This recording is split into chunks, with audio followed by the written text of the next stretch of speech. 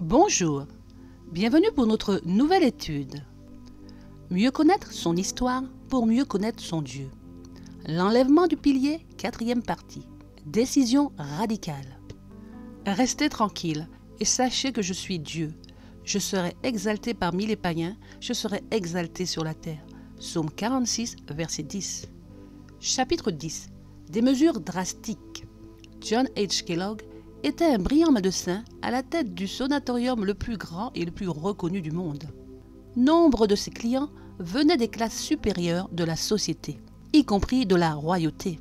Mais Battle Creek avait ses problèmes. Des années durant, Sir White conseillait que le ministre évangélique et l'œuvre médicale marchent la main dans la main. Les pasteurs devaient être des missionnaires médicaux. Certains parmi le personnel médical désiraient utiliser les médicaments, mais la recommandation était d'employer toujours des remèdes naturels. Les médecins masculins et les infirmiers ne devaient pas exercer comme sages-femmes pour l'accouchement d'enfants, ni procéder à l'examen physique des patientes femmes, et vice-versa. On ne devait pas construire de grands sanatoriums et hôpitaux, mais plutôt de petites structures à différents endroits. Ce conseil en particulier fut largement rejeté par le corps médical. La maison d'édition également avait ses problèmes. Au lieu de donner la priorité à la publication de la tragédie des siècles, comme l'avait recommandé le prophète, ils ont privilégié la publication de Bible Reading for the Home Circle. Une instruction claire avait été donnée afin d'imprimer exclusivement la littérature de la pleine vérité. Mais pour le besoin de maintenir le rendement des machines de presse, on accepta d'imprimer des ouvrages séculiers. En 1910, Sir White écrivit: « Les presses de l'institution du Seigneur ont imprimé les théories destructrices du romanisme et autres ministères de l'iniquité. J'en suis presque arrivé à avoir peur d'ouvrir la revue, craignant de voir que Dieu avait purifié la maison d'édition par le feu. » Lettre en 1901. Finalement, Dieu lui-même prit des mesures radicales. Le 18 février 1902, le sanatorium de Battle Creek fut détruit entièrement par le feu. Ce fut une grande perte pour la dénomination, mais le docteur Kellogg était déterminé de le reconstruire. La splendeur et la dimension monumentale de l'immeuble aux 5 étages, de loin plus considérables que ceux que le comité avait votés, coûtèrent beaucoup plus que cela n'avait été estimé. Kellogg fut chargé d'écrire un nouveau livre afin d'aider à supporter les coûts. Cet ouvrage fut Living Temple. Il lui fit recommander de ne pas y inclure ses nouvelles théories, mais il ignora le conseil. Il tenta de gagner l'approbation du conseil d'automne pour que son livre soit publié aux frais de l'Église. Mais une lettre de Sir White conseilla Daniels de n'avoir aucun rapport avec ce livre. Aucun vote ne fut alors pris à ce sujet. Kellogg apporta Living Temple à la maison d'édition Review and Herald comme un ouvrage extérieur. Ils acceptèrent donc de l'imprimer. Le 30 décembre de la même année, la maison d'édition brûla de fond en comble avec elle l'épreuve du livre de Kellogg. Il amena le manuscrit à un autre imprimeur non adventiste. La perte de la maison d'édition pour la dénomination fut un grand désastre financier. Et Sir White ressentit cette perte. Mais sa plus grande tristesse était l'attitude des responsables. À la conférence générale l'année précédente, le prophète avait dit aux délégués qu'une réforme profonde était nécessaire, disant que l'Église travaille avec des principes erronés. Manuscrit en 1901. Le peuple a perdu confiance dans ceux qui ont la gouvernance de l'œuvre. Mais nous entendons que la voix de la conférence, c'est la voix de Dieu. À chaque fois que j'ai entendu cela, j'ai pensé que c'était presque qu'un blasphème. La voix de la conférence devrait être la voix de Dieu. Il fut conseillé aux frères qu'il n'est pas sage de choisir un seul homme comme président de la conférence générale. Le grand général des armées, le capitaine de l'armée du Seigneur est notre dirigeant. Je veux dire maintenant que Dieu n'a mis aucun pouvoir royal dans nos rangs pour contrôler telle ou telle branche de l'œuvre. Générale Conférence 1901. Des hommes obstinés, d'une volonté de faire à l'intérieur ou à l'extérieur du bureau, se concertèrent ensemble pour faire aboutir certaines mesures en accord avec leur propre jugement. En 1901, il fut voté qu'un président devait diriger la conférence générale pour seulement 1 an. Arthur Daniels fut élu. Mais 2 ans plus tard, il était encore en poste. Mais en 1903, une nouvelle constitution fut proposée qui prévoyait l'élection du président de la conférence générale dont le mandat provenait de l'Église. Cela devait conférer l'autorité au président et aux principaux agents de mettre en œuvre ce dont il estimait que le peuple avait besoin. C'est un règlement du monde. Quand le vote fut pris, 85 des 108 délégués votèrent en faveur de la nouvelle constitution, désignant Daniels comme président, un ministère qu'il tint durant les 20 ans suivants. La nouvelle constitution prévoyait pour le comité exécutif de 25 membres d'avoir le plein pouvoir administratif entre les sessions pour chacun des 5 membres, y compris le président et le vice-président, et ceci comme quorum pour prendre les décisions qui devraient engager tout le comité. Sir White parle de la conférence en disant « Ces principes sont si éloignés des principes de Dieu qu'il ne peut bénir ceux qui les ont votés. » 1903, Générale Conférence. Dieu ne cautionnera aucun moyen par lequel les hommes ont dans la plus petite mesure dominé ou opprimé leurs semblables. Elliott J. Wagoner s'exprima contre la Constitution en disant « La première objection que j'ai pour ce texte, c'est qu'il est fondamentalement et diamétralement opposé aux principes d'organisation tels qu'ils sont énoncés dans la Bible. Ceci étant, je considère ce rapport comme révolutionnaire et inconsistant. Ma seconde objection concerne la Constitution elle-même que je considère dans quelques-unes de ses particularités comme étant la pire constitution jamais conçue par les adventistes du 7e jour. Percy Magan rappela aux délégués les principes établis lors de l'assemblée précédente en disant « Les principes qui doivent être amenés par cette constitution proposée et la manière dont ils sont amenés sont les mêmes principes introduits exactement de la même manière qu'ils l'ont été il y a des centaines d'années quand la papauté fut établie. » Alonzo T. Jones disait « Je crois avec le rapport minoritaire que cette constitution proposée est contraire aux principes de l'organisation qui nous ont été donnés à la conférence générale de 1897 et de 1901. La constitution aujourd'hui nous ramène simplement à ces principes erronés, car dans la constitution proposée, il est inclus le principe d'un homme qui sera le président de la conférence générale. Et alors, c'est arrangé de telle sorte que quelques hommes auront une voix pour les choses déterminantes et agissantes pour tout le peuple. Une semaine après la fin de la conférence générale, le Seigneur parla à travers son prophète au sujet de la décision prise par les dirigeants de l'Église. Comment la fidèle cité est devenue prostituée? À moins que l'Église, qui est maintenant infectée par ses propres récidives, ne se repente et ne se convertisse, elle mangera le fruit de ses propres actes, jusqu'à ce qu'elle s'abhorre elle-même. Testimonies, volume 8, avril 1903. Chers lecteurs, ne passez pas sous silence ce message de condamnation parce qu'il est écrit il y a plus de 100 ans. Demandez-vous plutôt, est-ce que l'Église répète le mal? Continuons-nous de travailler sur des principes erronés? Ne pas tenir compte de ces conseils passés place l'Église dans une position dangereuse. Dieu est patient et miséricordieux. Mais le temps vient où il ne sera plus possible de changer. Comme résultat des décisions de 1903, Sir White déclara 1 an plus tard « J'ai vu des hommes placés dans des postes de confiance comme vigiles, modeler et façonner le travail dans nos conférences et nos institutions conformément au règlement général mondial que Dieu condamne. » Juin 1904. Dieu peut encore une fois utiliser des mesures drastiques. Il regarde pour voir si la repentance et le changement prennent à présent place. Plusieurs disent « Nous sommes l'église de la Odyssée et cela passera en gloire. » Il n'y a que 7 églises et pas 8. La Odyssée est la dernière église, le reste. Malheureusement, cette position bien acceptée fait de la Odyssée un titre plutôt qu'une condition. Par conséquent, nous ne nous considérons pas comme véritablement malheureux, misérables, pauvres, aveugles et nus. Apocalypse 3, verset 14. Quand frère James s'exprima sur le sujet en 1893, il le fit si clairement que certains des frères furent offensés. Comment pouvez-vous dire cela? Nous sommes chrétiens. Si je suis en Christ, dois-je me reconnaître comme impuissant, un pécheur imparfait?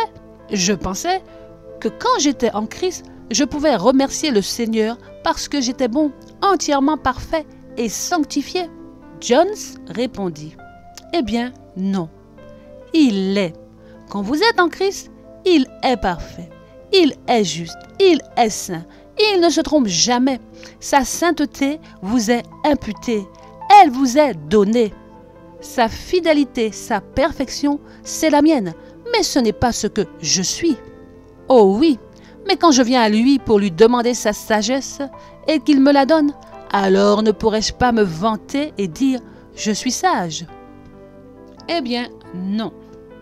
Quand je ne marche pas selon la sagesse, il me donne la sagesse. Sa sagesse me guide. Il est ma sagesse et je n'ai pas du tout de sagesse, mais c'est lui ma sagesse. Ne voyez-vous pas? Je vais vous guider avec mes yeux. Quand il dit qu'il me guide avec ses yeux, je répondrai, ce sont ses yeux qui me guident, moi ainsi que vous, et non mes propres yeux. Et maintenant, concernant ce qui a été pensé la nuit dernière, certains ont pensé que je suis allé trop loin. Ils pouvaient dire, cela suffit. Quand Jésus dit, tu es misérable, je dis, je suis misérable. Quand il dit, tu es pauvre, je dis, je suis pauvre. Quand il dit, tu es aveugle, je dis, je suis aveugle. Et quand il dit, tu ne le sais pas, alors je dis, je le sais. Eh bien non. Quand il dit, tu ne le sais pas, je devrais dire, je ne le sais pas. Ne mets donc pas obstacle sur son chemin. Si chaque homme pensait qu'il savait quoi que ce soit, il ne sait encore rien, comme il devrait savoir. Sir White disait que le message à la Odyssée, c'est la dénonciation surprenante de sa vraie condition de cécité, de pauvreté et de misère spirituelle. Le témoignage si sanglant et sévère ne peut pas être une erreur, car c'est le témoin véritable qui parle. Et son témoignage doit être vrai. Comprenez-vous que le témoin fidèle s'adresse à vous et à moi? Dieu me demande de croire que nous sommes malheureux, misérables, pauvres, aveugles et nus. Nous tous. Nous ne pouvons le voir. Nous devons croire la dénonciation du Seigneur. La gloire de l'homme doit être jetée dans la poussière. Le service religieux, les prières, les louanges, les confessions du repentir du péché montent du croyant comme un parfum vers le sanctuaire céleste. Mais passant par le canal corrompu de l'humanité, ces choses sont tellement souillées qu'elles n'acquièrent une valeur aux yeux de Dieu que grâce au sang. Tout doit être soumis au feu de la justice du Christ pour être purifié de l'odeur terrestre avant de monter en nuage d'encens de bonne odeur. Après avoir entendu ces vérités de la part de Jones en 1893, quelques frères se sont sentis très découragés. Ils avaient entendu, « Frères, si le Seigneur nous a révélé des péchés que nous n'aurions jamais soupçonnés auparavant, cela montre seulement qu'il descend dans les profondeurs et qu'il finira par atteindre le fond. Et quand il trouvera la dernière chose souillée et impure qui soit en conflit avec sa volonté, et quand il révélera et nous montrera, nous dirons, je préfère avoir plutôt le Seigneur que cette chose-là. Alors, l'œuvre sera complète et le sceau du Dieu vivant pourra être posé sur le caractère. Que préférez-vous? La perfection, la parfaite plénitude de Jésus-Christ ou moins que cela? Avec quelques-uns de vos péchés cachés que vous avez ignorés. L'assemblée répondit sa plénitude.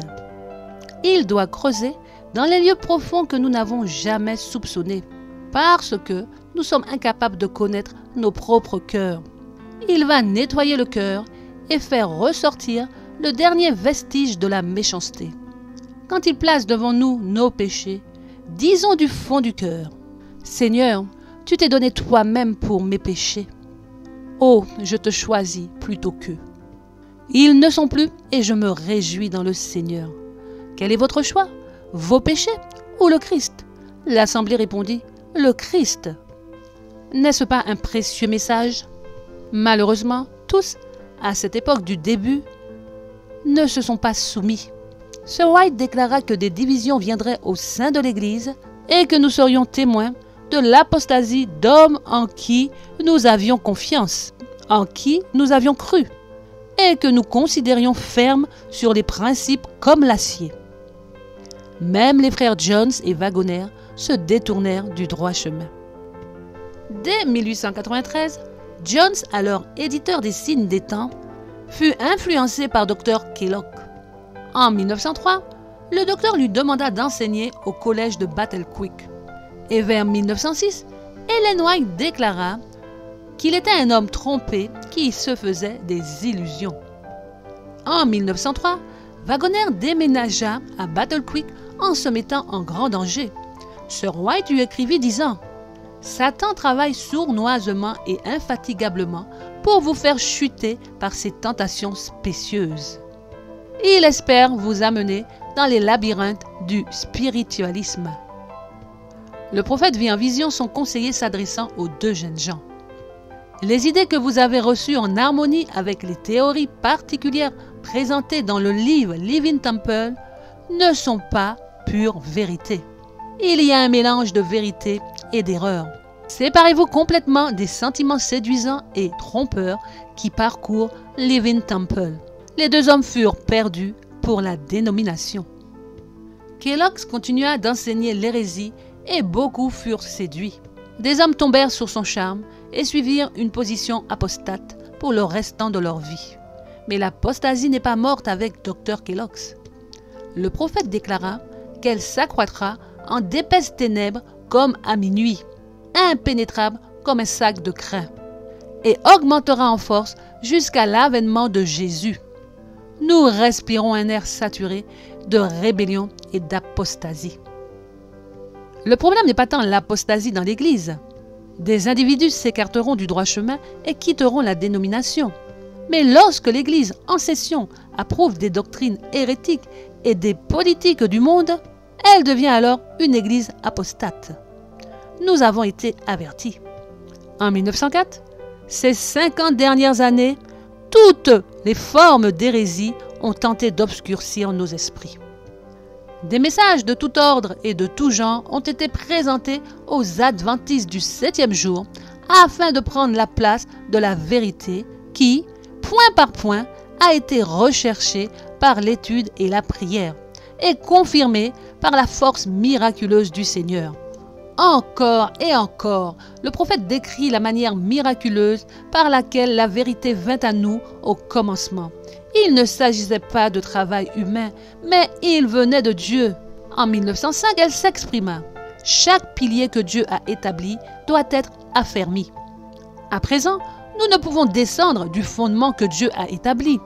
À présent, nous ne pouvons entrer dans aucune nouvelle organisation, car cela équivaudrait à apostasier de la vérité. Message choisi en 1905. En 1906, la vérité demeure la même, et pas une cheville ni un pilier ne peut être déplacé de la structure de la vérité. Ce qui a été trouvé dans la parole en 1844, 1845 et 1846 reste dans tous ses détails la vérité de nos jours.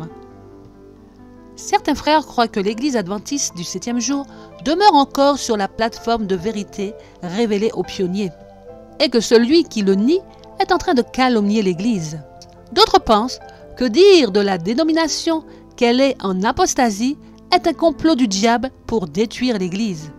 En 1907, le prophète a écrit « Le temps de l'apostasie est là. Tout effort imaginable sera fait pour jeter un doute sur les positions que nous avons prises pendant plus de 50 ans. Parler de l'apostasie n'est pas une théorie du complot. Nous devons garder à l'esprit que nous sommes aveugles. Jésus appelle les chefs juifs des aveugles qui conduisent des aveugles, puisqu'ils refusent de croire à la parole de Dieu clairement révélée. Matthieu 15, verset 14 et Matthieu 23, verset 16. Sommes-nous en train de faire la même chose? Il ne s'agit pas de penser que tout est mal. Il y a des hommes et des femmes de bien dans notre Église qui honorent Dieu au mieux de leur compréhension. Des évangélistes talentueux partagent la vérité du troisième ange d'une manière remarquable. L'Esprit de Dieu est manifeste dans leur vie et atteste de leur témoignage. D'innombrables frères et sœurs ont des ministères qui révèlent l'amour de Jésus à tous ceux qui entrent en contact avec eux. Quand A.T. Jones parlait aux délégués de 1903 concernant les dangers précédant 1897, il disait la même chose. À présent, s'il vous plaît, gardez à l'esprit que je ne suis en aucun cas en train d'attirer l'attention sur une faute en particulier, ou de juger, ou d'amplifier un quelconque reproche contre les frères qui ont assuré la direction. Parce que c'est tout simplement le principe de base qui est erroné. Après être sorti de son bureau présidentiel, A.J. Daniels réalise que Jones avait raison concernant l'organisation et essaye d'apporter une correction. Mais à ce moment-là, personne n'était disposé à l'écouter. Les bras de Dieu restent encore ouverts à son Église. Accepte ma volonté et je te bénirai. N'avons-nous rien à craindre de l'avenir, si ce n'est d'oublier la manière dont le Seigneur nous a conduits et son enseignement dans notre histoire passée? Aujourd'hui, nous devons nous demander, y a-t-il quelqu'un qui écoute? S'écarter des vérités bibliques nous conduit à coup sûr sur les chemins de l'apostasie. Le fait que nous y soyons des milliers à emprunter ces chemins larges et spacieux de manière quotidienne ne les rend pas plus sécurisants pour nos âmes. Le Seigneur, à travers sa parole et les nombreux témoignages laissés à l'Église adventiste du 7e jour, nous invite à sérieusement faire un break dans notre course à l'excellence mondaine et choisir de reprendre notre marche sur le chemin étroit et tortueux. Le seul qui nous ramènera au pilier de vérité révélé à nos pionniers entre 1844 et 1893. Vérité incontournable pour obtenir la foi qui lui sera agréable. Hébreux 11, verset 6. Cela fait si longtemps qu'un vent impétueux se déchaîne sur notre organisation. Combien de temps cette nouvelle organisation rebâtie depuis si longtemps sur le sable pourra-t-elle encore tenir? C'est pourquoi, quiconque entend ces propos que je dis et les met en pratique, je le comparerai à un homme prudent qui a bâti sa maison sur le roc. Matthieu 7, verset 24. Chapitre 11. Conférence secrète. Regardez ces choses, frère Mansell. Don Yost tendit 2 paquets de feuilles jaunies à son collègue. Alors que Don Mansell scannait rapidement les feuilles, il se rendit compte qu'il avait trouvé les archives de la conférence biblique de 1919. Frère Yost, c'est là plus que nous n'aurions espéré. Quelle découverte pour nos chercheurs et nos historiens. Cela se passait en 1974. Le docteur Don Yost, Don Mansell, faisait un inventaire de toute la documentation des archives de la conférence générale. Les 2 paquets étaient de dimension A4 et d'une épaisseur de 10 cm. Ce fut une découverte merveilleuse après 50 années de silence. Le premier rapport de la conférence fut présenté dans la Review on eWorld 3 semaines après son déroulement en 1919. Daniels déclara que l'objectif de la conférence était d'unir dans une étude précise pratique spirituelle de la parole de Dieu. L'encyclopédie adventiste ou Bible Commentary cite directement l'article de Review on eWorld. Les professeurs de Bible et d'histoire, les éditeurs et les membres du comité de la conférence générale, qui se sont réunis de toutes les parties d'Amérique du Nord, se sont réjouis de se trouver en accord sur toutes les grandes vérités fondamentales de la Bible. En 1919, Arthur J. Daniels était encore président de la conférence générale.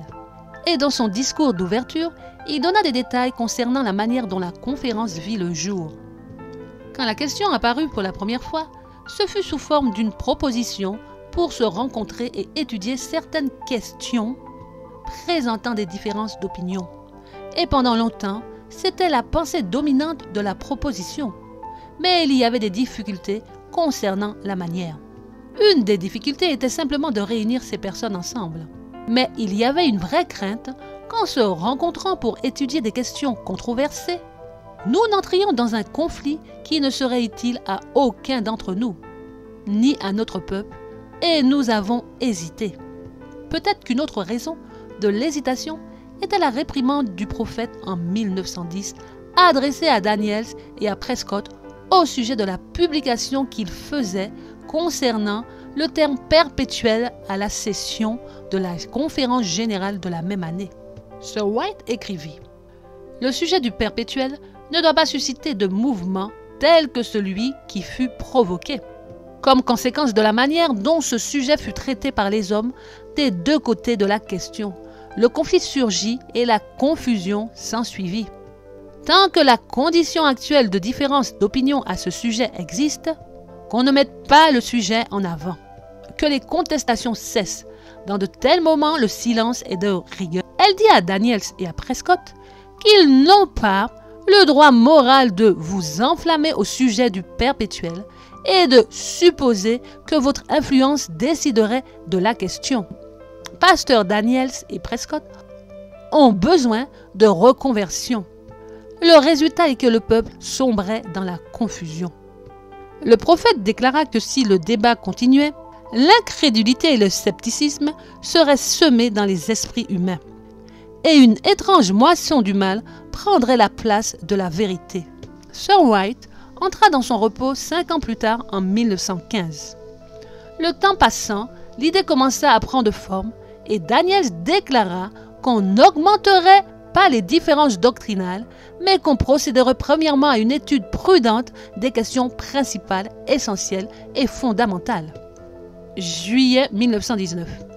Les membres d'Église craignaient que la conférence leur établisse un credo à souscrire. Daniels déclara « Ils sont très perturbés à cause de cela. Le secret les alarme. Nous n'avons jamais connu une telle chose auparavant. Ils ont très peur. » Quand le peuple réalisa qui était invité, il devint encore plus inquiet. Certains des organisateurs ressentirent même que le projet devait être abandonné. Était-il juste d'inviter seulement des gens triés sur le volet? Mais Daniels, Prescott et les autres étaient déterminés à continuer, disant que les frères comprendraient que leur crainte était inutile. Les invités étaient des membres du comité de la conférence générale, des professeurs de Bible et d'histoire des universités, des instituts universitaires du premier cycle, des séminaires et de nombreux éditeurs célèbres, 65 en tout. Daniels déclara que ces hommes devaient être attentifs et de bon jugement, et faire attention aux rapports qu'ils envoient afin que les discussions inconvenantes et les différends n'apparaissent pas.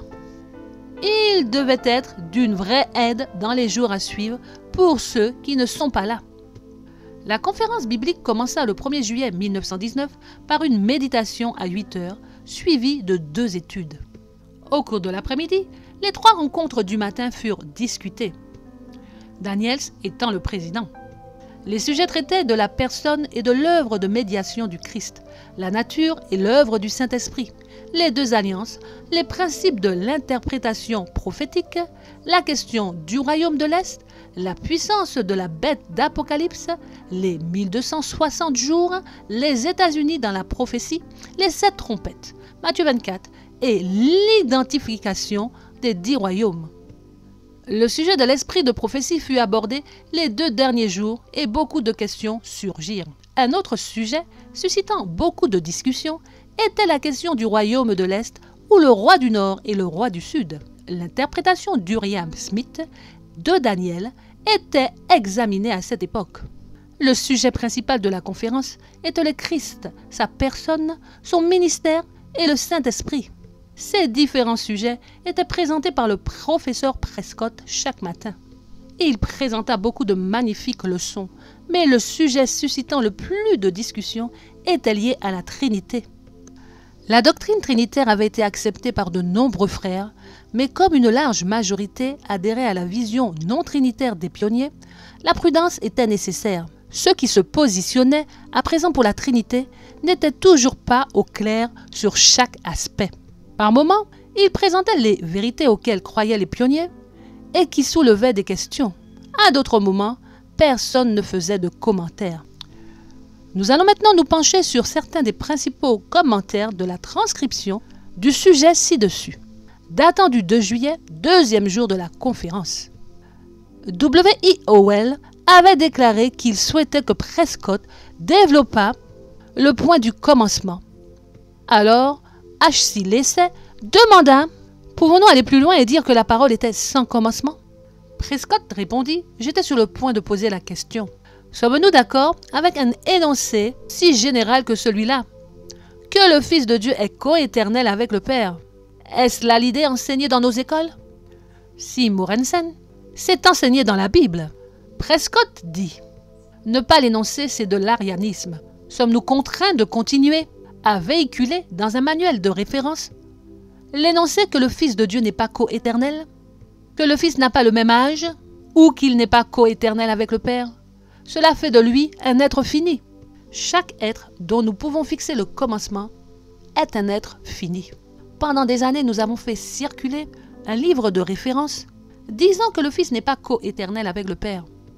C'est enseigné de l'arianisme. Voulons-nous continuer à enseigner cela? C.P. Bolam.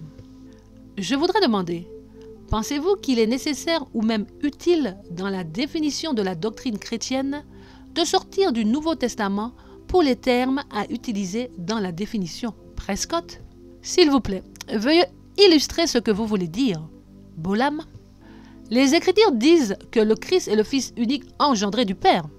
Pourquoi devrions-nous aller au-delà et dire qu'il est coéternel avec le Père? Et dire, par ailleurs, qu'enseigner autrement, c'est de l'arianisme. Prescott, je ne trouve pas dans le Nouveau Testament d'expression coéternelle, mais j'y trouve des expressions équivalentes au sens où je le comprends. Donnez-nous un exemple, s'il vous plaît. Prescott répond, je pense que l'expression « je suis » est l'équivalent d'éternité. Je pense que ces expressions, alors qu'elles n'utilisent pas le terme coéternel, sont équivalentes dans leur sens. Cela soulève toute la question de la relation entre le Fils et le Père. Il y a un sens propre comme je le comprends, selon lequel le Fils est subordonné au Père, mais cette subordination n'est ni dans la question des attributs, ni dans celle de son existence. C'est simplement le fait de l'existence dérivée, comme nous le lisons dans Jean 5, verset 26, comme le Père a la vie. En utilisant les termes comme nous le faisons, le Fils est coéternel avec le Père. Cela ne l'empêche pas d'être le Fils unique engendré. Nous ne pouvons pas remonter dans l'éternité et dire où cette éternité a commencé. Il n'y a pas de contradiction à dire que le Fils est coéternel avec le Père et encore que le Fils est l'unique engendré du Père. Bolam, je pense que nous devons nous en tenir aux définitions bibliques. Prescott, nous prenons l'expression coéternel. C'est mieux ainsi. Arrêtons-nous ici pour un commentaire sur l'énoncé de Prescott. Il disait, c'est simplement dans le fait de l'existence dérivée. C'est intéressant parce que ceux qui soutiennent la croyance des pionniers ont été étiquetés comme ayant l'idée de provenance. À ce stade, nous ne savons pas ce que Prescott pense. Son dernier commentaire est intéressant. Nous prenons l'expression. À qui cela fait-il référence? Et pourquoi préfère-t-il un terme non biblique? Bolam dit, ma conception du sujet est la suivante. À un point donné de l'éternité, le Père a séparé une part de lui-même pour être son Fils. Aussi loin que la substance est concernée, il est autant éternel que le Père, mais n'a pas une existence éternelle séparée. Je ne pense pas que ceci rapproche davantage de l'arianisme que l'autre. H.C. Lacey. Puis-je dire quelque chose ici sur ce point? Chaque année, je suis confronté à ces deux points de vue, un dans la classe de grec et l'autre dans les doctrines bibliques. 2 fois l'an et parfois plus fréquemment, je me trouve en face de cela.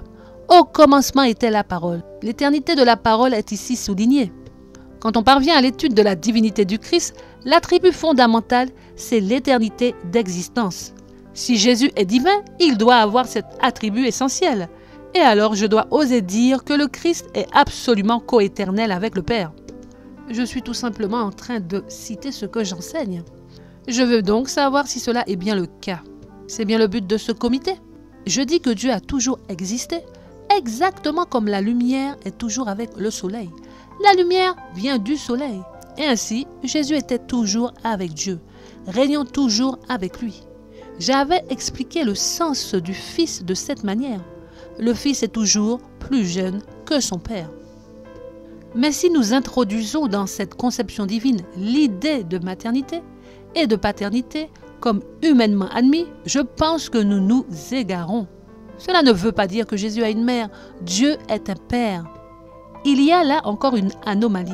Comment le Fils, quand on parle du Fils de Dieu, est-il toujours plus jeune que son Père dans la compréhension trinitaire? Lasset poursuit. Je pense que nous ne devrions pas enseigner qu'il fut un temps où il produisit un autre être appelé Fils. Je veux savoir, le Fils est appelé éternel avec le Père?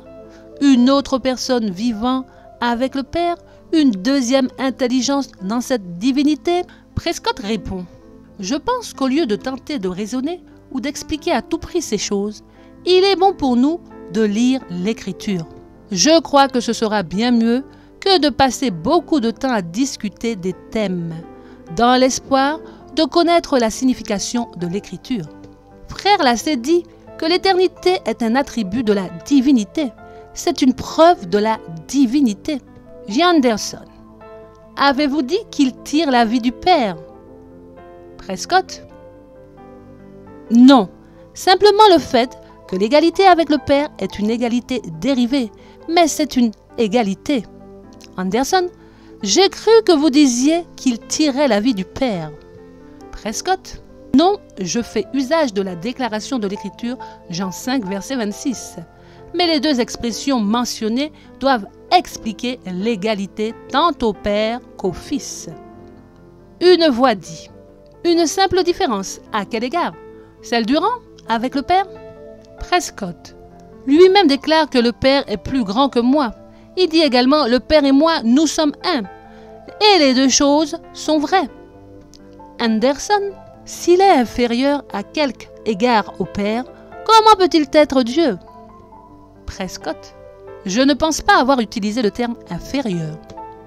Anderson, mais d'autres peuvent utiliser cette expression dans certains cas, selon laquelle le Fils était inférieur au Père. Je demande alors s'il était vrai que Jésus, le Fils, était inférieur de quelque manière, âge, nature ou en attribut. S'il en est ainsi, comment peut-il être Dieu? Prescott, je ne dirais pas qu'il était inférieur. Je ne crois pas avoir utilisé cette expression. Lasset, ne serait-ce pas plutôt qu'il est uniquement inférieur au Père par le rang? Il est deuxième donc par rang avec le Père. Et à tous les autres égards, il est égal. Nous allons maintenant considérer le 6 juillet pour aborder des points importants. Lasset prend la parole. Il s'agissait de savoir s'il y avait un temps où Jésus n'était pas, ou bien quand Michael, comme il était appelé, n'était pas. Je pense que la Bible enseigne que nous devons répondre à cette question par un nom ferme. Il n'y a jamais eu un temps où le Fils n'était pas. Si le mot Fils nous déconcerte, rappelons-nous que c'est la propre expression sacrée de Dieu pour présenter cette seconde personne de la divinité. Nous devons reconnaître Dieu comme son Père et notre Père. Jésus est la révélation. Il est le Fils de Dieu. Cela ne signifie pas qu'il tira sa source ou qu'il se soit développé à partir de lui, ni qu'il y ait eu une autre mère. Je ne peux contribuer à plus de décisions. Son existence couvre l'éternité et nous ne pouvons déterminer un point dans l'éternité où il a commencé. Nous ne pouvons pas non plus déterminer un point dans le futur où il ne sera plus. Quand nous soulevons la question de l'origine du Fils, nous disons qu'il n'a pas d'origine. Il est la deuxième personne de la divinité. L.L. Cavines entra dans la discussion. J'ai manqué une bonne partie de la discussion. Et je ne sais pas s'il est question pour nous d'adopter ou pas la soi-disant doctrine de la Trinité. Personnellement, je n'ai jamais accepté la doctrine de la Trinité qui stipule généralement qu'il y a 3 personnes dans la divinité et qu'il y en ait toujours eu 3. Si c'est cela la doctrine, je ne peux en aucun cas l'agréer parce que j'étais en train de lire la Bible hier dans le livre de Jean qui est celui qui nous révèle la divinité du Christ. Et j'ai lu autant que possible tout ce que le Christ dit concernant lui-même. Je ne peux être en accord avec cette doctrine sans contredire ce qu'il a dit de lui-même. Comme je le comprends, sa déclaration de la divinité repose sur sa filialité. Et je ne pense pas qu'il y ait aucune autre notion dans le livre de Jean à laquelle il soit davantage fait référence qu'à la filialité. Le Père et le Fils, que l'un est le Père et l'autre le Fils, et que cela peut être tout autant l'inverse. Il fait une autre déclaration. Il dit que le Père, qui a la vie en lui-même, donne au Fils d'avoir la vie en lui-même. Je ne sais pas quand cela s'est produit, mais je crois que cela s'est produit à un moment passé dans l'éternité. Je dois accepter les paroles du Christ qu'à un certain moment, le Père, qui a la vie en lui-même, l'a donné au Fils d'avoir la vie en lui-même. Il y eut aussi la déclaration qu'il a reçu la gloire de son Père. En priant, il a dit que c'était son vœu que les disciples puissent contempler la gloire qu'il a avec le Père et que le Père lui avait donnée.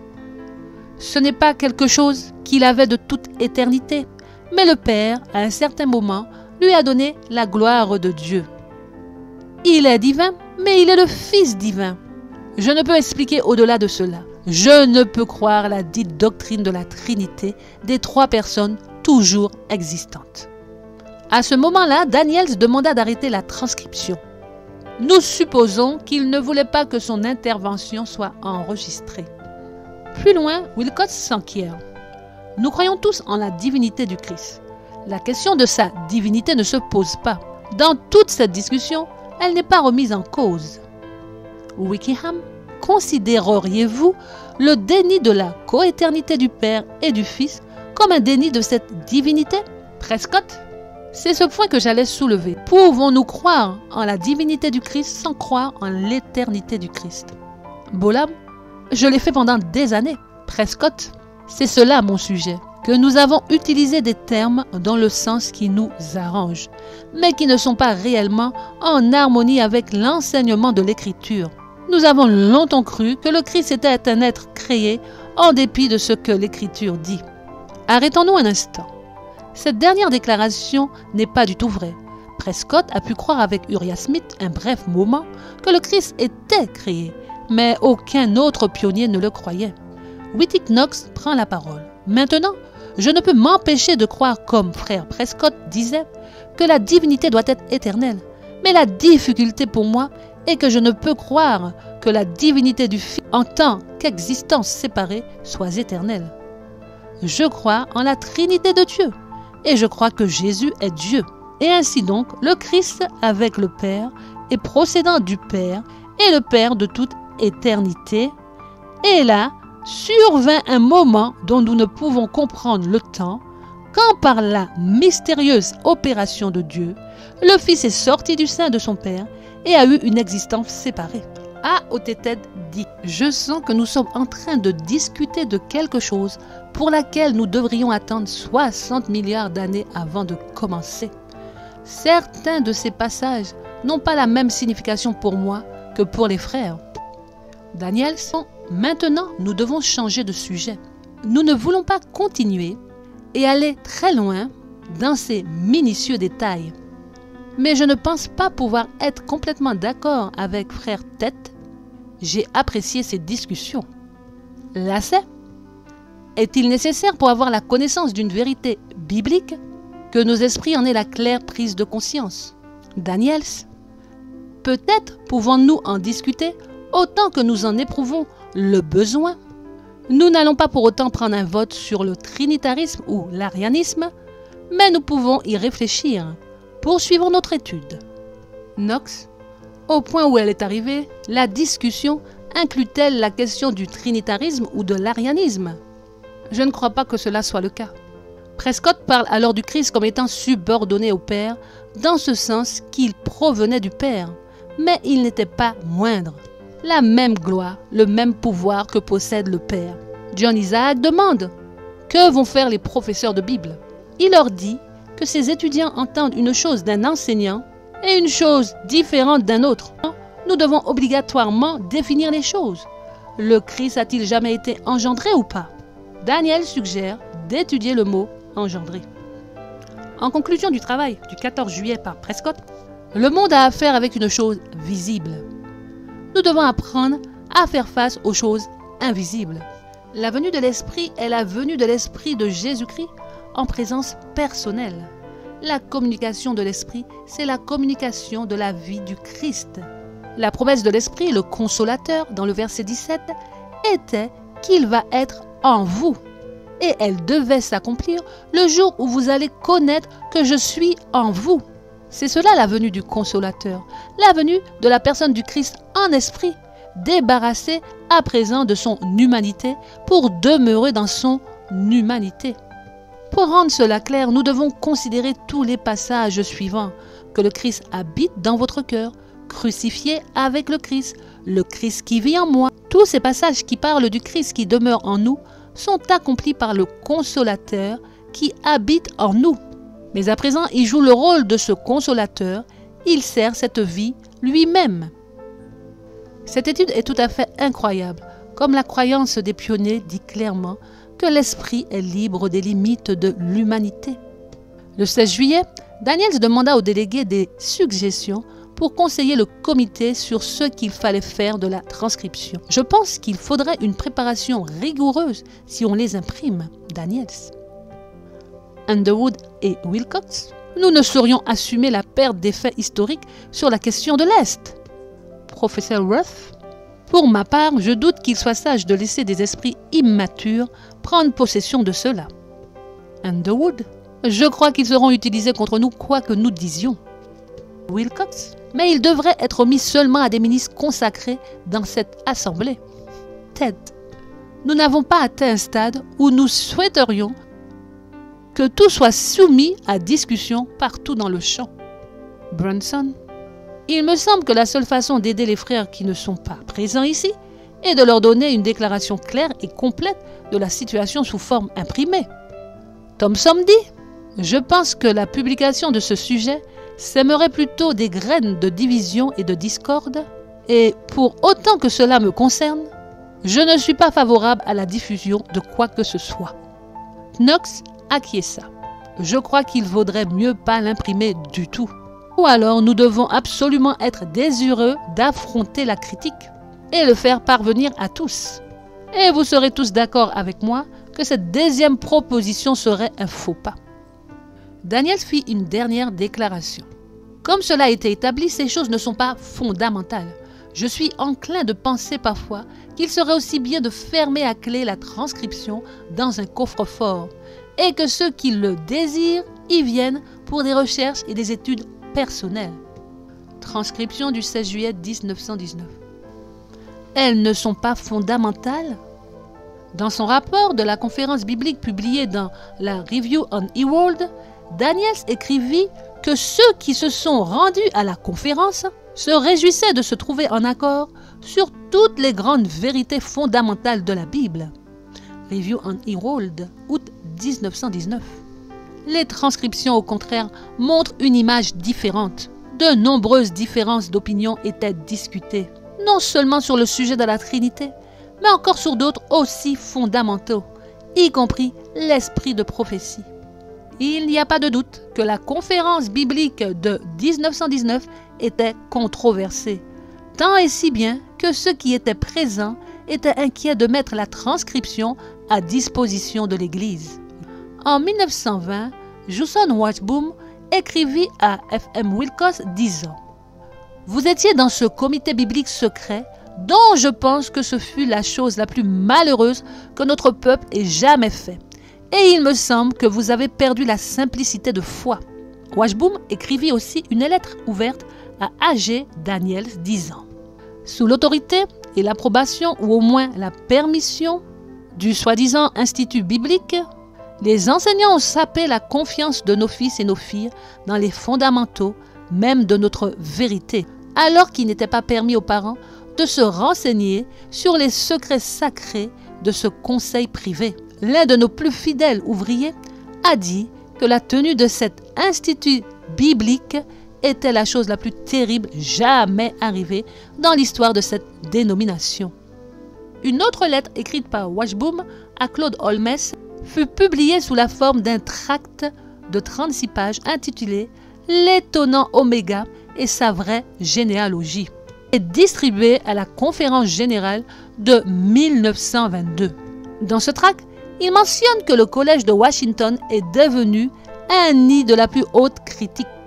Il accusa Daniels et Prescott de tous les problèmes théologiques. Aujourd'hui, le climat est très différent de ce qu'il était il y a 90 ans. C'est gratuit.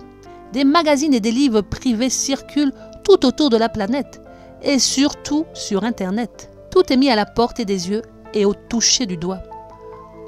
Comment se positionner? Comment savoir la vérité? À la loi et au témoignage. Si l'on ne parle pas ainsi, il n'y aura point d'aurore pour le peuple.